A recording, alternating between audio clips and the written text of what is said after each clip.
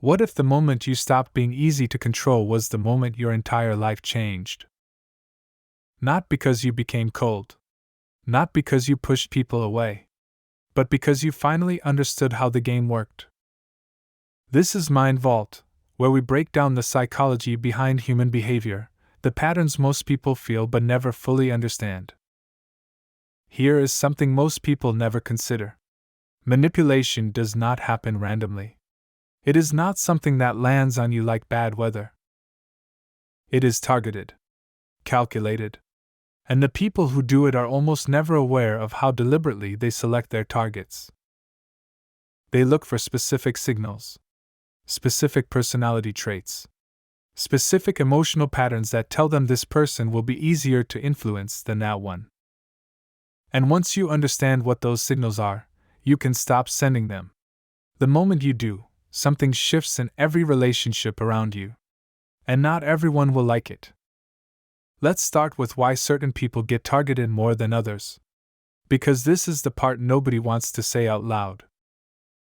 If you have been manipulated repeatedly, it is not because you are weak. It is because you have qualities that manipulators find useful.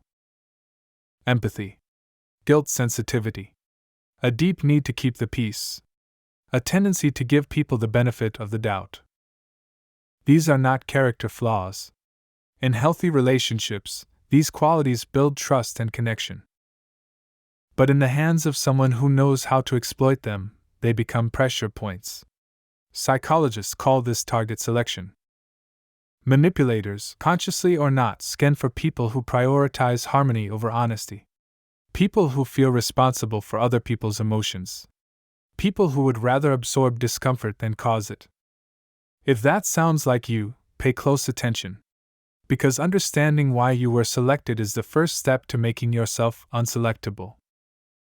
Now here is where it gets interesting. Most people think the way to stop being manipulated is to become suspicious of everyone. To build walls. To stop trusting people. But that approach does not work. It just trades one problem for another. You cannot protect yourself from manipulation by becoming paranoid. You protect yourself by becoming aware. Awareness is different from suspicion. Suspicion sees threats everywhere and reacts to all of them. Awareness sees patterns clearly and responds only to what is real. The difference between those two things determines whether you become psychologically stronger or just more isolated. Let's talk about what manipulators actually need to succeed. Because they have a requirement. One specific condition that has to be in place for their tactics to work.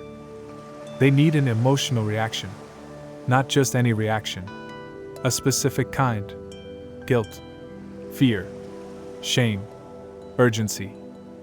These are the emotional states manipulation runs on.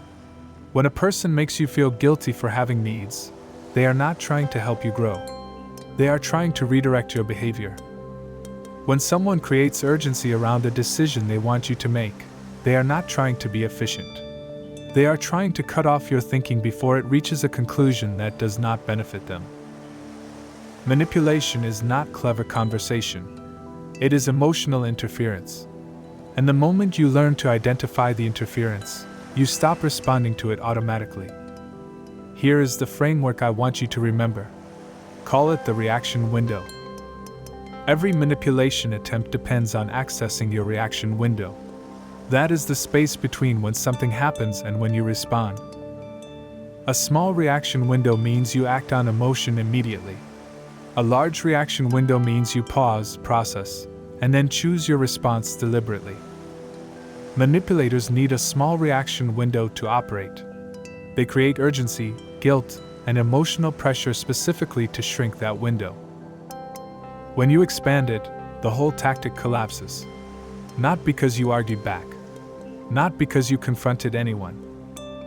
But because you simply stopped giving an automatic response to a stimulus designed to produce one. A calm, measured response to a manipulation attempt is one of the most psychologically disorienting things you can deliver. The tactic expects a reaction. You give it consideration instead. And that breaks the loop. Now let's talk about what happens when you stay calm in a situation specifically designed to make you reactive. Because this is where things get counterintuitive. Most people believe staying calm means being passive, like you are just absorbing something instead of fighting it. But calm is not passive. Calm is powerful. When someone raises their voice to pressure you and you do not raise yours back, you are not backing down. You are refusing to enter the emotional frame they built for you. When someone tries to make you feel guilty, and you pause instead of apologizing immediately, you are not being cold. You are buying yourself the time to evaluate whether the guilt is real or manufactured. When someone rushes you into a decision and you say, "I need to think about that," you are not being difficult. You are protecting your ability to think clearly. Each of these responses does the same thing. It removes the fuel the manipulation needed to run. And without fuel, the tactic dies quietly. If this kind of breakdown is exactly what you come to Mind Vault for, subscribe right now. Every week we break down the psychology of human behavior at this level. The patterns behind why people do what they do, and how understanding those patterns changes everything. Hit subscribe so you never miss what comes next. Now, let's get into emotional independence. Because this is the real protection. Not tactics. Not clever comebacks. Not knowing the right thing to say when someone tries to manipulate you. The real protection is not needing the manipulator's approval to feel okay about yourself. Here is why that matters so much. Most manipulation works by threatening something you care about. Your reputation in the relationship. The other person's affection or approval. The sense that everything is okay between you. If your emotional state depends on those things being intact, then threatening them gives the manipulator enormous leverage. But when your sense of self is internally grounded, that leverage disappears. You can handle someone being temporarily upset with you. You can tolerate the discomfort of someone's disapproval without needing to immediately fix it. You can sit with tension in a relationship without panicking and doing whatever it takes to relieve it. That internal stability is what emotional independence actually looks like. And it is what makes you genuinely hard to manipulate. Not because you stopped caring about people, but because you stopped outsourcing your emotional stability to them. Now let's talk about the social shift that happens when you start operating this way. Because people notice. Not always consciously. But they adjust. The colleague who used to interrupt your thinking with manufactured urgency starts presenting things more straightforwardly. The friend who used to guilt you into changing your plans starts asking instead of pressuring. The family member who used to make every conversation about their emotional reactions starts moderating themselves around you. Why? Because the old approach stopped working. Behavior that does not produce results eventually stops. This is basic psychology. People calibrate to what you respond to. When you stop responding to pressure with compliance, pressure becomes a less useful tool. It does not always happen gracefully. Sometimes people escalate before they adjust. They push harder when the usual tactic stops working. And that escalation can feel uncomfortable. But it is also information. It tells you exactly how much the dynamic was relying on your reactivity to function. Let's talk about something called social recalibration. When you become harder to manipulate, the people around you do not experience that as a neutral change. They experience it as you changing.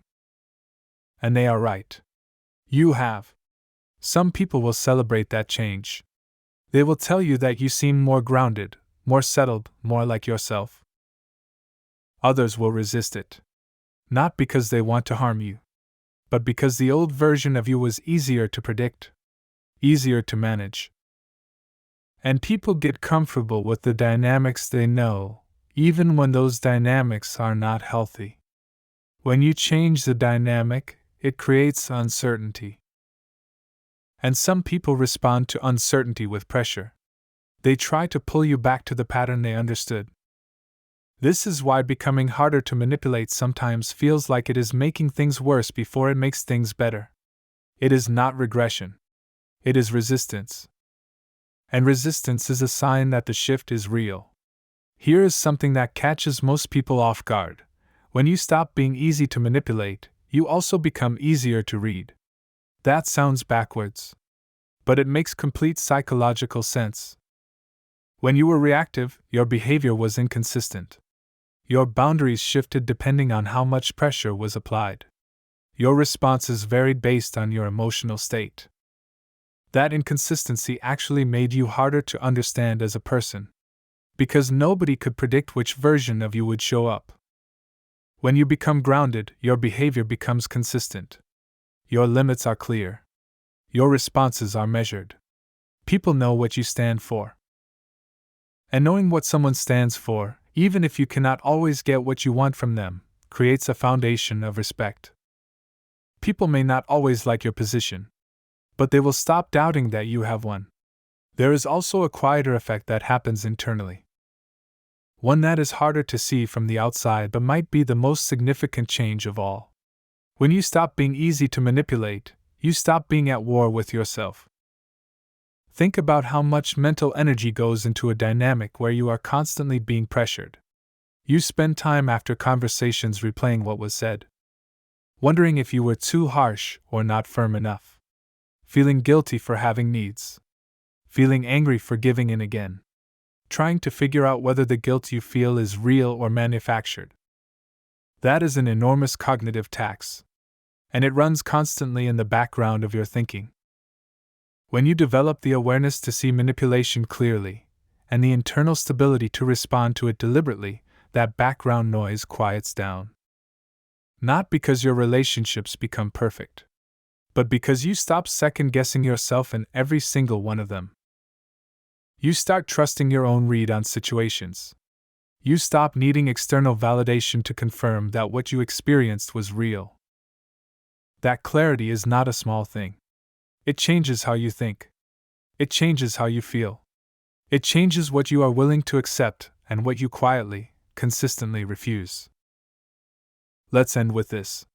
Becoming hard to manipulate is not about becoming a colder or more guarded version of yourself. It is about becoming a more honest one. Honest about what you need. Honest about what you will accept. Honest about when something does not feel right, even before you can fully explain why. The people who are hardest to manipulate are not the people who trust no one. They are the people who trust themselves. They have learned to read the gap between what someone says and what they actually do. They have learned that guilt manufactured by someone else is not the same as guilt generated by their own conscience. They have learned that urgency designed to rush your thinking is not the same as a situation that genuinely requires a fast response. These distinctions sound simple, but most people spend years without ever making them clearly. The moment you start making them, you stop being a target. Not because you announced it, not because you confronted anyone, but because the signals you used to send, the ones that said I will absorb pressure, I need your approval, I can be rushed, I can be guilted, those signals went quiet. And in their place, something else appeared. Stillness. Clarity. The unmistakable presence of a person who knows exactly where they stand. That is the shift. And once it happens, the right people move closer. And the ones who needed you to be small, quietly move on. If this video gave you something real to think about, share it with someone who needs to hear it. Like the video if it landed for you. And subscribe to Mind Vault for more psychological breakdowns every single week. We go deeper into the patterns behind human behavior, the ones hiding in plain sight.